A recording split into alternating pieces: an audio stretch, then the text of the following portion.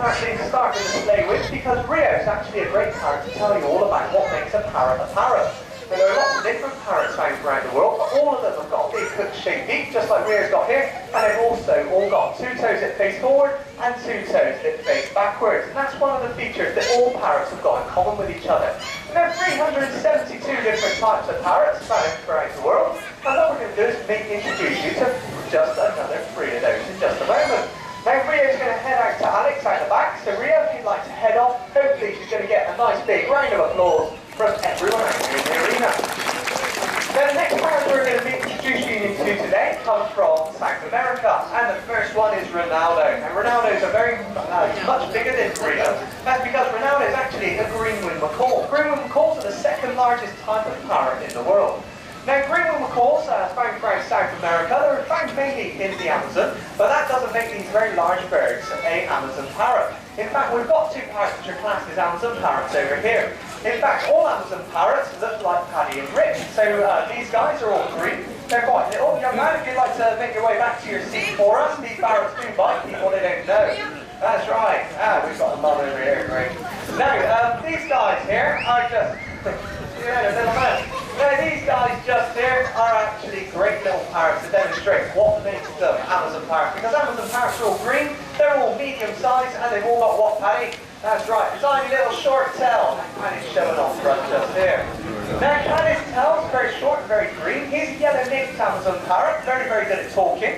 And then we've got Rick, our double yellow-headed Amazon parrot, who we're going to meet a little bit later on. But don't worry, although Rick's a double yellow-headed Amazon parrot, he only has one head. This is for a reason. That's because all double yellow-headed Amazon parrots, in fact all parrots, are only ever hatched with one head.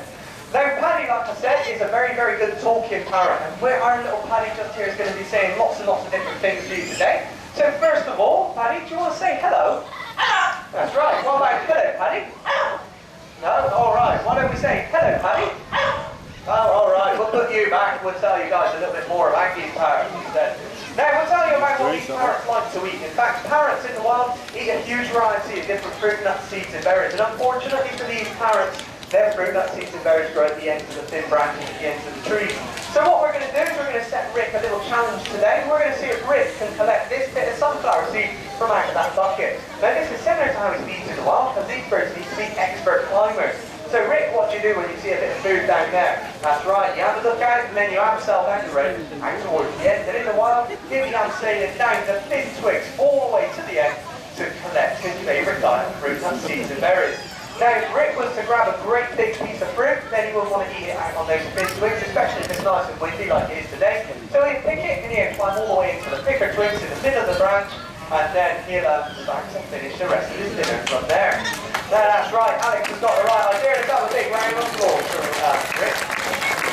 Now, Rick today is going to be showing us one more thing which he's very, very good at doing. That's because Rick is the fastest parrot at Blackpool Zoo on 2 legs. He's not very good at flying, but when it comes to running, there's no other parrots faster than him. So Rick, why don't you show everyone how fast the parrot can run? On your marks, get set, and away you go.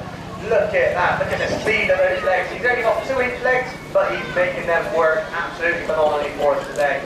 Now we're going to get Paddy back down and see if Paddy today would like to talk properly for us. So first of all, you're going to say hello. No? Alright, well we'll meet another parrot then. We'll go and meet Ronaldo. Now Ronaldo just here is a very, very good parrot because Ronaldo can actually solve the same challenge as Rick's just solved. Unfortunately though, Ronaldo's a little bit big to climb down on the edge of that rope. So what are we going to do, Ronaldo? If you see a big bit of fruit hanging at the end of the branch on a thin twig, too thick for you to climb on, that's right, you have a look at it and then you use your beak and your feet together to pull that branch all the way up to the top and bring that food all the way towards you. Now once Ronaldo makes it all the way up to the top with that bucket, we want a nice big round of applause for him. Incredibly well today.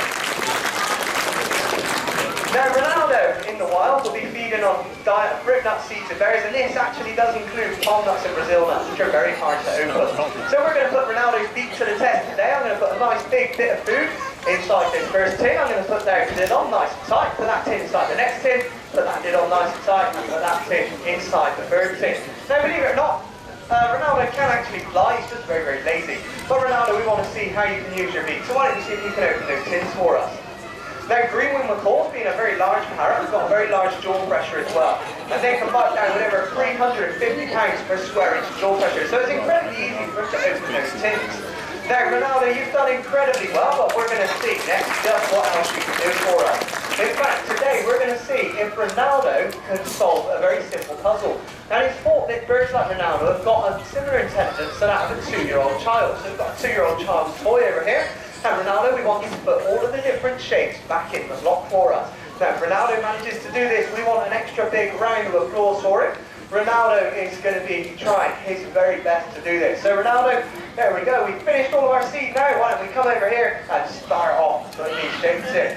Now, first of all, we start with the blue one, nice and easy. Then we've got the green circle, that one goes in nice and easy as well. The yellow triangle and the red square. I think Ronaldo's done incredibly well. Have a big round of applause for him. Now, Ronaldo made that look incredibly easy. So what we're going to do with Ronaldo today is we're going to set this challenge up again, but this time I'm going to play a bit of a trick on him. I'm going to see if I can mix these shapes up into a random order and see if Ronaldo can get it right this time. But I will tell you how Ronaldo is capable of doing this, because Ronaldo, believe it or not, can actually see in colour. And he's associated the fact that the red square goes in the red slot. Now, in the wild, these birds use the ability of seeing in colour to decipher what fruit, veg, nuts and seeds are ripe and ready to be eaten as they change colour as they ripen. Now, once again, Ronaldo's making this look incredibly easy today, so let's have a lovely big round of applause for him. And next up, we're going to be seeing if we can get Paddy to do a little bit of talking for us. He is the naughtiest parrot in this display today. In fact, he's having a bit of an off day. But then again, he is a parrot, he's not a robot.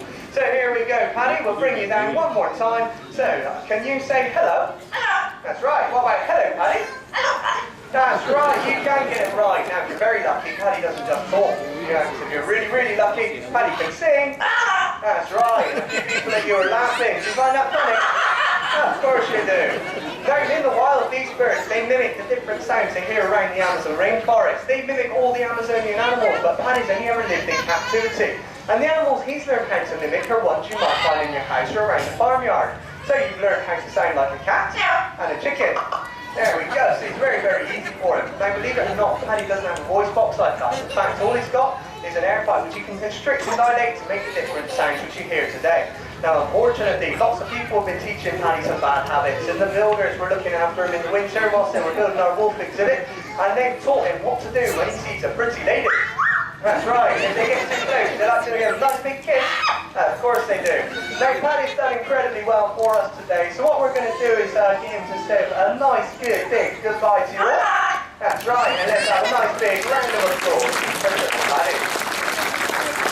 Now, Paddy's heading off now. We do have another parrot to meet, but this next parrot, which we're going to be meeting in just a moment, is a very special parrot, because this next parrot's a hybrid. She's a mix between two different types of parrots. She's a mix between, she's a Pasadena macaw, that basically means she's a mix between a blue dog macaw and a scarlet macaw. Now, if you mix these two birds together, you get a bird which you'll never ever see in the wild. Now, she's amazing in coloration. In just a moment, we are going to be meeting her. You may realise there's a slight delay. That's because Paddy should have gone quite a long time ago. But just like all the training with our birds, it's all done through positive reinforcement, and a couple of minutes sat on the naughty step, they soon want to start behaving for us. So what we're going to do next is we're going to meet Jill, and Jill, our Pasadena macaw, is going to be heading out for us. She's going to be doing a bit of flying for us today. So Jill, why don't you come down in the arena? Now, Jill's an amazing parrot because she is going to be doing some flying around the arena. And you're going to be using those great big wings, aren't you, Jill? That's right. You like using your wings, don't you? You do. So why don't we have a big fly around the arena for everyone to see them? Now, Jill's up here, so it's going to be having a few little loops around the arena. And this time, when Jill comes all the way back to me, she flies all the way around the arena and then back into the hand. We want an extra big round of applause for her. In the wild, these birds, they do fly in small groups. They can be found flying around the Amazon rainforest, and they can also be found flying around other different parts of South America as well. Now, Jill today is having a great chance of stretching her wings. In fact, these birds, we bring them out every single day. We let them have a fly around just for them to have a little bit of exercise. Now, Jill, I think you've tried twice to come and land on this, so why don't we try it third time lucky, and this time let's have a nice big round of applause. Now, in the wild, now, these birds, Catalina macaws don't come from the wild, by the way. In the wild, though, in South America, where all macaws come from, there are lots of stories about these birds. And one of the stories is that these birds, when they're flying over somewhere like the Amazon rainforest, or they're flying over somewhere where they've got lots and lots of places to land, they're very, very quiet indeed. But if they were to fly over the top of, say, the Amazon River, or over the top of the plains in places like Argentina, these birds become incredibly noisy. And the reason they become so noisy is because they haven't got anywhere to land. And the South American people tell their children that this is what happens when the birds panic. So if you hear a big macaw like Jill screaming and shouting at the top of her voice, then it's because she's panicking, and that means that she's not happy with where she's flying. Now, Jill's done incredibly well for us one more time, so let's have a nice big round of applause for her. And we're going to send her out to Alex out the back. But when we send Jill out to Alex, we are going to tell you a little bit about something which is very, very important and very special to us here. And what's very special to us here is a conservation project, which is known as Fire. Great one. So we'll bring you over, we'll see if you can solve this problem for us. Now, Ronaldo, what we want you to do is to put the coins in the bucket, and we want you to put the rings on the peg in the middle of the table. So here we go. It looks like we're starting with the rings today. He does like to change up every single day to what order he's doing it. Now, Ronaldo's doing incredibly well so far. All the rings are in the right place. Where does the money live, Ronaldo? That's right, it lives in the donation bucket, just like so. So let's have a nice big round of applause for Ronaldo. Now, we told you a little bit about the conservation project, but we haven't actually told you what a lorikeet is. Now, lorikeets are actually brush-tongued parrots, which come from Australia and the surrounding islands, and they're spectacular and stunning little animals which feed predominantly on nectar. Now, our two lorikeets coming out today are Rosie and Jim. And Rosie and Jim are yellow-billed lorikeets, and they're amazing little birds. Now, it looks like we've only got Rosie out with us today, so hopefully Jim's going to make his way back into the arena. If not, he'll fly back down in just a moment. But Rosie and Jim are brush-tongued parrots. These guys are related to some of the rarest parrots in the world. So any money which you guys have got, feel free to drop it in our donation bucket at the end, and it goes to helping birds like Rosie and Jim. It goes to helping birds like Rosie and Jim when they're out in the wild. And Jim's decided to come down and grace us with his presence. Now, these guys have done incredibly well today. Jim, there's not much in there, mate. Why don't you head out to Alex out the back? And then let's have a nice big round of applause for our two.